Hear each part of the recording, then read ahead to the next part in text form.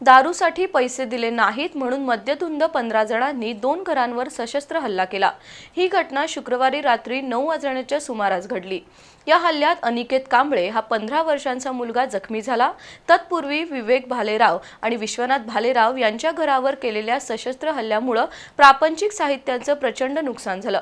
कनानगरातील या घटनेची शाहूपुरी पोलिसात नोंद झाली आहे। पोलिसांनी 3 संशयितांना ताब्यात घेतलंय। कोल्हापुरातील कनानगर इथल्या सावंत गल्लीतील रहिवाशांनी शुक्रवारी रात्री प्रचंड दहशतीची अनुभूती घेतली। 15 जणांच्या गटानं हातात कोयते एडके घेऊन या परिसरातील विवेक वसंत भालेराव आणि त्यांचे भाऊ विश्वनाथ भालेराव यांच्या घराला लक्ष्य केलं। दारूला पैसे दिले नाहीत म्हणून नशेत धुंद असलेल्या आणि गुन्हेगारी पार्श्वभूमीवर असलेल्या तरुणांनी घरात घुसून शस्त्र हल्ला केला। त्यामध्ये प्रापंचिक साहित्य, पत्र्याचं शेड, स्वच्छतागृहाचं नुकसान केलं। याच गल्लीत राहणाऱ्या हेमा दनाने यांच्याही घराला हल्लेखोरांनी लक्ष्य केलं। या प्रकरणी विवेक भालेराव यांनी शाहूपुरी पोलिसात रात्री तक्रार दिल्यानंतर संतप्त तरुणांनी पुन्हा या परिसरात दहशतीचा प्रयत्न करत अनिकेत कांबळे या 15 वर्षाच्या मुलावर शस्त्राचे वार केले। सुदैवानं तो बचावला। या प्रकरणी संशयित 15 जणांवर 2 गुन्हे दाखल झाले आहेत।